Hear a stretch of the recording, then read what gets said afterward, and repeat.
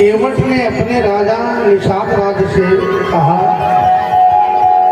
कि आज तक मैं तुम्हारे आदेश के अनुसार गंगा पर नाव चला रहा हूँ। आज तक मैंने तुमसे कुछ मांगा नहीं है, लेकिन तुम्हारा मैं प्रजा हूँ। आज ये दास कुछ मांग रहा है। निषाद राज ने कहा, केवट क्या मांग रहे हो बताओ।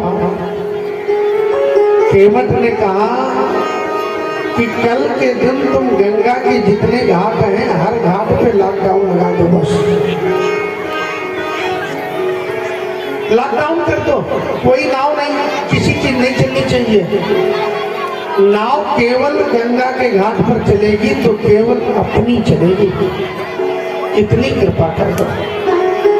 निषाद राज ने कहा ठीक है।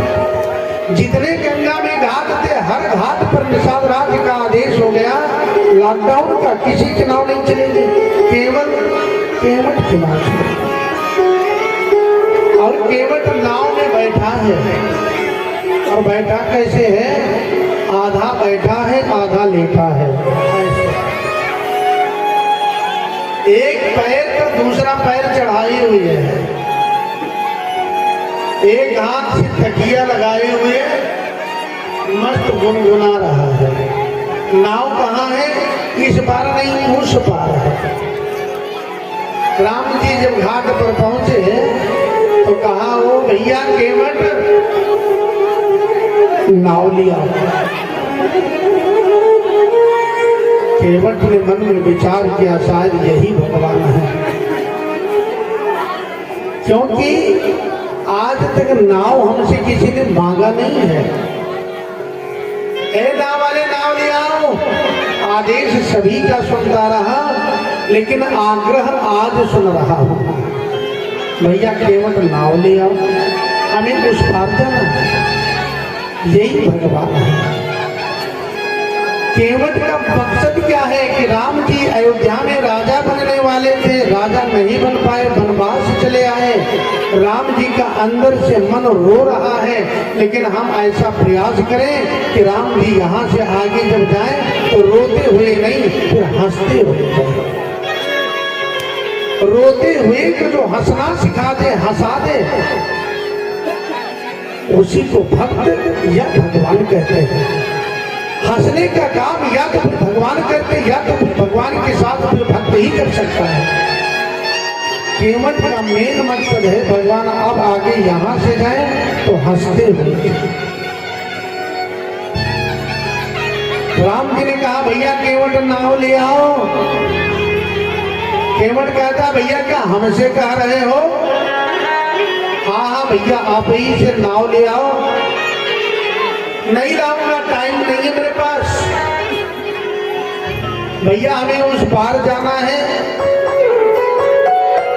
तो जब मेरे पास टाइम होगा तब लाऊंगा, तब तक खड़े रहो। ये बात कौन कह रहा है? जो पढ़ा लिखा नहीं है, ताप ही लगाता होगा। और कहता क्या है, कहाई तुम्हारे मरम में जाना। जबकि राम जी का मरम तो भगवान शंकर भी नहीं जानता है। राम जी का मरम 24 घंटे साथ में रहने वाले लक्ष्मण हूँ यह मरम न जाना, जो कछु चरित रचा भगवाना। लक्ष्मण भी नहीं जान पाए। राम जी का जन्म अयोध्या में होता है तो मास दिवस कर दिवस भाव, मरम न जाने कोई। 1 महीने तक सूर्य भगवान जी के मरम कोई नहीं जान पाया। और अयोध्या वासियों से जब करोड़ों से राम जी एक साथ मिल लिए तो भगवान शंकर कहते हैं, उमा मरम यह काहू न जाना। हे सती, हे पार्वती, इस मरम को कोई नहीं जान पाया, मैं भी नहीं जान पाया। और एक अंगूठा लगाने वाला कह रहा है, कहाई तुम्हारे मरम में जा। राम जी चक्कर काट गए कि बड़े बड़े बात तक जान नहीं पाए। भैया कौन से मेरे मरम को जानते हो? केवट ने कहा वही, ध्यान लगाओ, विश्वामित्र जी के साथ जब जा रहे थे, पत्थर का शिला मिला था। राम जी ने कहा भैया भैया बस मैं तो सभी जान जाएंगे मैं भगवान हूँ, पोल पट्टी खुल जाएगी, रुक जा भैया। इशारा कर दिया, केवट समझ गया, ठीक है नहीं कहूंगा भैया, लेकिन नाव तो ले आ। नाव लेकर के आया किनारे पर। अब राम जी ने पूछा भैया जो मरम की बात कर रहे थे आप बताओ। केवट ने कहा बस वही छोटी सी बात, छुअत शिला भाई नारी सुहाई।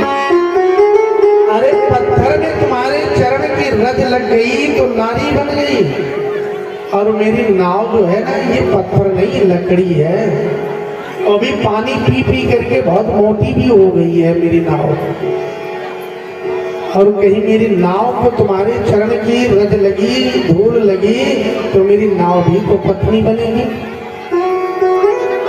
और मेरी नाव जब पत्नी बनेगी तो कोई साधारण पत्नी तो बनेगी नहीं, अहिल्या जैसी कोई साध्वी बन गई तो वो कहेगी तुम यही कुटी बनाओ गंगा के घाट पर।